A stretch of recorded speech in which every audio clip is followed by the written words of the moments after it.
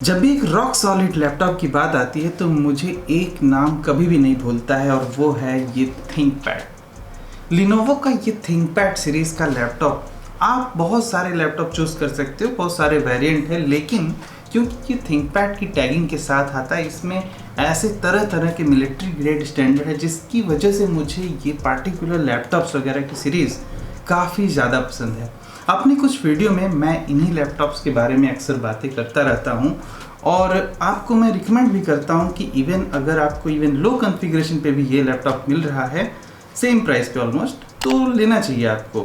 उसके कुछ अच्छे रीजंस हैं। इस वीडियो में मैं अपना पूरा टोटल एक्सपीरियंस शेयर करने वाला हूँ अपने इसी लिनोवो थिंकपैड लैपटॉप के बारे में, क्यों मैंने ये ख़रीदा था और किस लिए ख़रीदा था, इस सभी कुछ मैं आपके साथ शेयर करूँगा।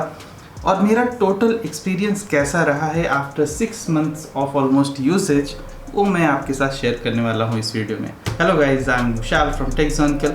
आप शुरू करते हैं।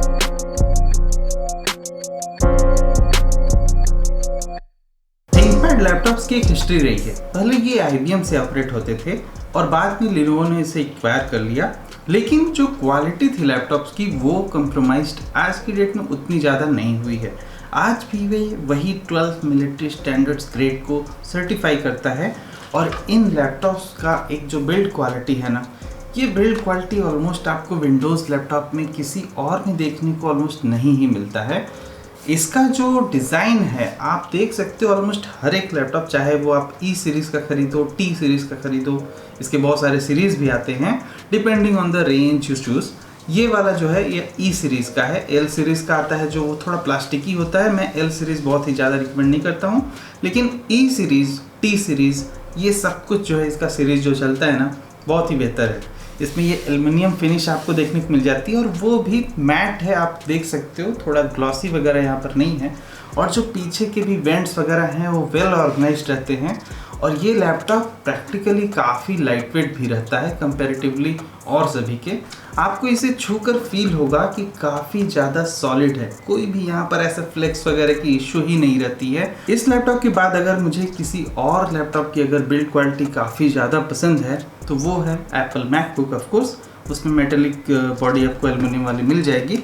ये भी एल्युमिनियम फिनिश है, ये भी एल्युमिनियम ही है ऊपर, लेकिन नीचे प्लास्टिक है। ये फुल मेटेलिक बॉडी नहीं है, लेकिन आई थिंक जो लेटेस्ट सीरीज़ है एक इसकी Lenovo I think yoga ThinkPad करके देता है, तो वो सीरीज़ जो है ना उसमें आपको हो सकता है पूरी यूनिबॉडी स्ट्रक्चर मिले। लेकिन हाँ, मैं उसे पर्सनली टेस्ट नहीं किया हूँ तो उसके बारे में मैं खास जानकारी आपको नहीं दे सकता हूँ। काफ़ी ज़्यादा टेस्टिंग के बाद ही इसे बनाया जाता है। आप ज़रा सोचो कि एक लैपटॉप 91 to 98% रिलेटिव ह्यूमिडिटी पे चल सकता है, इतने ज़्यादा टेम्परेचर पे भी चल सकता है, कितने ज़्यादा लो टेम्परेचर पे चल सकता है और कितने ज़्यादा हाई टेम्परेचर पे चल सकता है, और साथ में सैंड और डस्ट का क्या इफेक्ट रहता है, फंगस लगने का चांस कितना है, कितने अल्टीट्यूड, कितनी ऊंचाई पे भी आप इसे चला सकते हो। 15,000 फीट पे आप ये लैपटॉप को अपलोड कर सकते हो। काफ़ी ज़्यादा चीज़ें हैं जो इसको काफ़ी रॉक सॉलिड बनाती है और इसके अलावा ये लैपटॉप आपको पार्टिकुलरली काफ़ी ज़्यादा वैल्यू भी प्रोवाइड कर देता है बिल्ड क्वालिटी डिपार्टमेंट में। अब इस लैपटॉप का एक और भी एडवांटेज है कि मैं देखता हूँ हर एक साल में जो भी नए जनरेशन के प्रोसेसर्स आ रहे हैं। फॉर एग्जांपल आज की डेट में जो थिंकपैड सीरीज़ अवेलेबल है वो है i3 11th जनरेशन के साथ में, लेकिन मेरे इस पर्टिकुलर लैपटॉप में लगा हुआ है i3 का 10th generation processor. Frankly speaking मुझे ये लैपटॉप मिला था ओनली 40,000 का। हाँ, ये बहुत ही सस्ता है, आज की डेट में इतना सस्ता नहीं मिलेगा। मैंने इसे दिसंबर 2020 में ऑलमोस्ट ख़रीदा था और उस समय इसका प्राइस भी काफ़ी कम था। मैंने अपने कुछ पुराने वीडियो में इसके रिकमेंड भी किया था, लेकिन अनफॉर्चुनेटली अभी ये अवेलेबल नहीं है, तो मैं आपको इसे रिकमेंड तो नहीं कर सकता हूँ। लिंक जो है मैं बहुत सारे और लैपटॉप का जो कि अवेलेबल है थिंकपैड सीरीज़ के, उनका डाल दूँगा। आपको जो भी पसंद हो उनमें से आप खरीद सकते हो। आप मेरे प्रोसेसर वगैरह की वीडियोस जाकर चेक कर सकते हो, उसमें मैंने बता रखा है कि आपको कौन सा प्रोसेसर आपके यूजेस के अकॉर्डिंग चूज़ करना चाहिए और आपको उन सभी प्रोसेसर का ऑप्शन इस थिंकपैड सीरीज़ में मिल जाएगा। मेरे इस पर्टिकुलर लैपटॉप में लगा हुआ है i3 का 10th जनरेशन प्रोसेसर। रैम बहुत ही कम है, 4 GB ओनली, और 256 GB की ही SSD है। लेकिन इसमें जो ऑडियो क्वालिटी है वो है बाय हरमन, और which is very fantastic part. मैं आपको इसके सारे सैम्पल्स वगैरह भी सुनाऊंगा। जो स्क्रीन क्वालिटी आप देखोगे इस वीडियो में इस लैपटॉप की, वही ऑलमोस्ट स्टैंडर्ड इसकी स्क्रीन क्वालिटी आपको देखने को मिल जाएगी हर एक लैपटॉप में जो भी थिंकपैड सीरीज़ के हैं। और आपको इनकी जो बिल्ड ग्रेड है ना, मटेरियल जो यूज़ हो रहा है, जैसा आपको फीलिंग आ रहा है मुझे इसके साथ, जो मैं अपना पर्सनल एक्सपीरियंस शेयर कर रहा हूँ, ये सभी कुछ ऑलमोस्ट सेम रहने वाला है इस सीरीज़ के हर एक लैपटॉप में। तो आपको उससे आइडिया लग सकता है कि थिंकपैड सीरीज़ के लैपटॉप लेना क्यों इतना अच्छी बात होती है। इवन ये आपको हर एक लैपटॉप से थोड़ा 5-10 हज़ार रुपये ज़्यादा भी मिलता है सेम स्पेसिफिकेशन पे, फिर भी इस लैपटॉप को ख़रीदने के बाद मुझे तो कोई भी रिग्रेट नहीं है। इस लैपटॉप को ख़रीदने के पीछे एक मोटिव भी था मेरा कि इसे मैं लॉन्ग लास्टिंग यूज़ कर सकूँ, या फिर और कोई भी यूज़ कर रहा है अगर मेरे फैमिली मेम्बर्स में, तो फिर उसे ज़्यादा दिन तक इसे यूज़ किया जाया जा सके। और प्लस एक अच्छा डिस्प्ले क्वालिटी होना बहुत ही इंपॉर्टेंट है।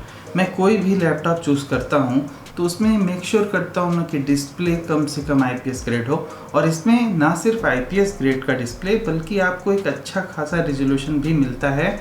हाँ, फुल HD है, लेकिन इसका जो पैनल है that is very crispy and clear. आप खुद देख सकते हो कि इसका जो डिस्प्ले है ना बिल्कुल मैट ग्रेड में आता है और एंटी ग्लेयर टाइप पैनल है। साथ में इसमें जो ब्लैक मोड वगैरह सपोर्टेड हैं वो बहुत ही इसे अच्छा यूनिक बना देते हैं।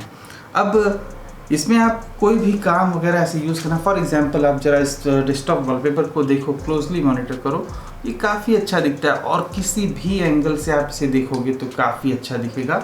और एक सबसे अच्छी बात, ये लैपटॉप जाता है पूरा 180 degree tilt, which is the marvellous part of this laptop. इस लैपटॉप में आपको देखने को और भी मिल जाता है एक ये छोटा सा टाइनी सा button. This is kind of a joystick to just hover the mouse, लेकिन हम इसे काफ़ी यूज़ तो नहीं करते हैं। एक ज़माना हुआ करता था जब ये लैपटॉप ऑफिस वगैरह में काफ़ी दिए जाते थे और आज भी दिए जाते हैं।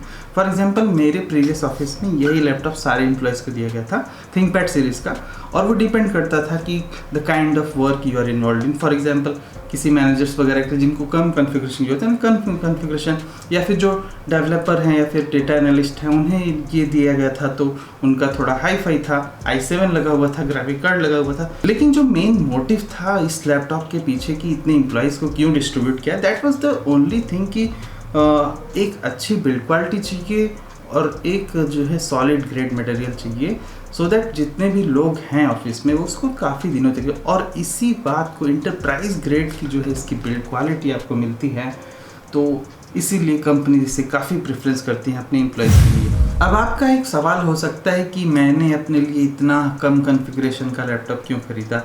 ऑफ कोर्स देखो, जब भी मैं कोई लैपटॉप ख़रीदता हूँ तो उस पार्टिकुलर लैपटॉप के पीछे कितना यूजेज है, मैं उसको कितना यूज़ करने वाला हूँ, उसे मैं फ़र्स्ट ऑफ ऑल कंसिडर करता हूँ।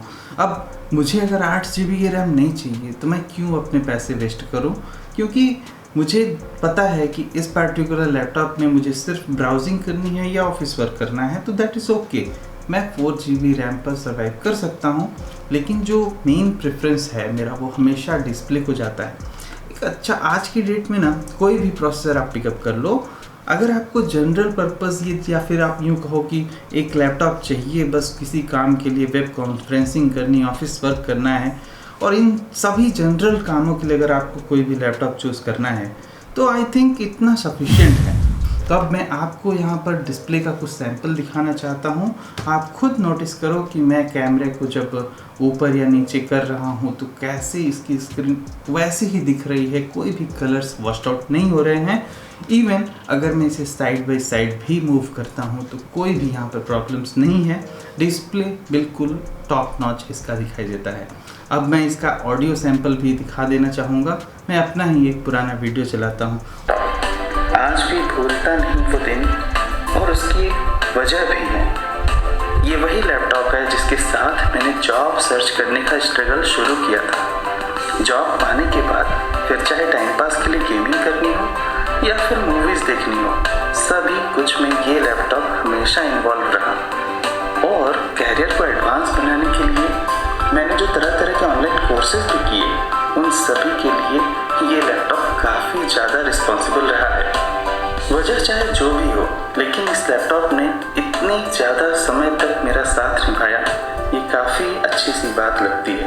और तभी इस लैपटॉप को आज भी मैंने अपने कलेक्शन में रखा हुआ है। हालांकि इसकी स्क्रीन वगैरह अब किसी काम की नहीं रही, लेकिन एक फीलिंग्स तो आज। तो जैसा कि आपने ये ऑडियो सैंपल सुना, कमेंट सेक्शन में जाकर बताना कि आपको कैसा लगा। लेकिन मैं आपको एक बात बता दूं कि जो भी ऑडियो रिकॉर्ड होती है मेरे माइक के थ्रू फिर आपके स्पीकर पे जाती है, वो कैसी सुनाई देती है, इसमें काफ़ी डिफरेंस होता है। तो इसलिए इसकी साउंड को ऐसे जज कर पाना सुन के काफ़ी बहुत ही अच्छी बात तो नहीं रहेगी, लेकिन फिर भी आपको एक आइडिया लग गया होगा। अब इस मामले में मैं कहना चाहूँगा कि audio is fantastic, display is awesome, कोई भी यहाँ पर शिकायत नहीं है। मैं आपको इसके SSD वगैरह का बेंचमार्क दिखाना चाहूँगा। जनरली जो SSD है वो सभी सीरीज़ में सेम होगी। ये देख लेना कि आप NVMe SSD होगी तो आपको ज़्यादा स्पीड मिलेगी। अब जैसा कि मेरे इस पर्टिकुलर मॉडल में एक नॉर्मल SSD लगी हुई है, तो इसमें 1 Gbps तक की ऑलमोस्ट रीड राइट की स्पीड मिल जाती है, which is okay kind of thing. और डे टू डे यूजेस में ये कभी भी स्लो नहीं होता है। गूगल क्रोम वगैरह में मैं आराम से 10 टैब तक ओपन करके रख सकता हूँ। इवन 4 GB की रैम भी उस सभी चीज़ों को हैंडल कर लेती है, which is the fantastic thing. और मुझे इतना ही इस लैपटॉप से चाहिए था। नंबर ऑफ़ पोर्ट्स वगैरह की अगर बात करें तो यहाँ पर एक USB Type-C का चार्जिंग पोर्ट वगैरह लगा हुआ है। सिर्फ चार्जिंग के लिए है, वो डेटा ट्रांसफ़र के लिए नहीं है। USB टाइप के 2 पोर्ट लगे हुए हैं। लेफ्ट साइड में एक HDMI और हेडफोन जैक लगा हुआ है। साथ में अगर आप दूसरी साइड में देखो, राइट साइड में यहाँ पर लगा हुआ है एक LAN पोर्ट, एक USB पोर्ट, एक लॉक मैकेनिज्म जो हर एक लैपटॉप में हुआ करता है। एक बहुत ही अच्छी बात है कि इस लैपटॉप में यहाँ पर आपको LAN पोर्ट देखने को मिलता है, which is kind of very good thing. आजकल किसी भी लैपटॉप में LAN पोर्ट नहीं मिल रहे हैं, लेकिन क्योंकि ये थोड़ा आप देखो ऐसे तो थिक भी है, थोड़ा मोटा है, ये नॉर्मल और भी जो लैपटॉप होते हैं उनसे थोड़ा तो हैवी है, लेकिन फिर भी इतनी अच्छी बिल्ड क्वालिटी की वजह से और मार्वलस डिस्प्ले क्वालिटी की वजह से मुझे काफ़ी पसंद है। आपको एक बात का ध्यान रखना चाहिए, थिंकपैड की कुछ सीरीज़ में आपको IPS डिस्प्ले नहीं मिलते हैं। अगर आपको ऐसा दिखता है कोई भी थिंकपैड सीरीज़ का लैपटॉप अगर आप खरीदना चाहते हो, उसमें IPS डिस्प्ले ही नहीं है, तो फिर आपको बचना है। ज़्यादातर कोशिश करना आपकी IPS डिस्प्ले वाला ही थिंकपैड खरीदो। बिना IPS डिस्प्ले वाला थिंकपैड लेकर भी आपको कोई बेनिफिट नहीं होने वाला है। आज की डेट में भी इससे मुझे कोई शिकायत नहीं है, और इसे जब भी होल्ड करते हैं तो काफ़ी अच्छा सा फीलिंग होता है। मेरे कंपनी में भी प्रीवियस कंपनी में, उसमें भी ये लैपटॉप जब मुझे मिला था उस समय वो ऑफकोर्स फ्री ऑफ कॉस्ट था, because it was from company. So उस समय भी मुझे वो लैपटॉप काफ़ी ज़्यादा पसंद आया था, और तभी से मैंने सोचा था कि आगे अगर मैं पर्सनल यूजेज के लिए भी कोई लैपटॉप वगैरह से ख़रीदूँगा तो आई विल मेक श्योर कि इट इज़ थिंकपैड और Apple, I think in the department of build quality. हाँ, HP वगैरह के कुछ लैपटॉप्स भी हैं जिनकी बिल्ड क्वालिटी काफ़ी अच्छी है, NV सीरीज़ के। मैं पर्टिकुलरली क्यों फोकस करता हूँ कि अच्छी बिल्ड क्वालिटी का लैपटॉप लेने से इन्वायरमेंट काफ़ी ज़्यादा पोल्यूटेड हो रहा है इन्हीं इलेक्ट्रॉनिक्स डिवाइसेस की वजह से। और अगर आप एक अच्छी बिल्ड क्वालिटी और थोड़ा वैल्यू फॉर मनी टाइप के प्रोडक्ट्स खरीदते हो जिससे आप लॉन्ग टर्म में यूज़ कर सको, तो एक तरह से सोचो कि एक नया प्रोडक्ट खरीदने से आप बच जाओगे तो पुराना प्रोडक्ट भी वेस्ट नहीं होगा, और उससे आप अपने इन्वायरमेंट को थोड़ा सा डैमेज करने से बचा सकते हो। मेरा ये मोटिव है कि मैं ये चीज़ों को प्रमोट करूँ अपने टेक चैनल पे। अक्सर कोई बोल नहीं रहा है, हर एक रोज़ नया फ़ोन आ रहा है, सब लोग कुछ ना कुछ खरीदते जा रहे हैं, और जो चीज़ पुरानी हो रही है उसे फेंक दिया जाता है। That is the very bad thing. इन्हीं चीज़ों को थोड़े ज़्यादा दिन तक अगर लॉन्ग टर्म पे यूज़ कर सको तो ज़्यादा अच्छा रहेगा। एक फ्लिमसी सा प्रोडक्ट फॉर एग्जांपल मैं बताता हूँ, अविटा एंड वो RDP डिजिटल, क्या फालतू से लैपटॉप है, मतलब बिल्ड क्वालिटी कुछ है नहीं, और 20-20 हज़ार रुपये के लैपटॉप लॉन्च कर दिए, 4 दिन चलेंगे नहीं, उसके बाद फिर से उसको फेंको, फिर से नया खरीदो। I think that is the most worst scenario can happen. तो आपको भी इस डायरेक्शन में थोड़ा सोचना चाहिए।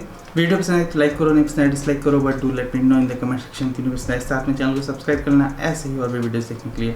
मिलते हैं अगले वीडियो में कुछ और ऐसे टॉपिक साथ, तब तक good bye, thank you for watching, will see you again there.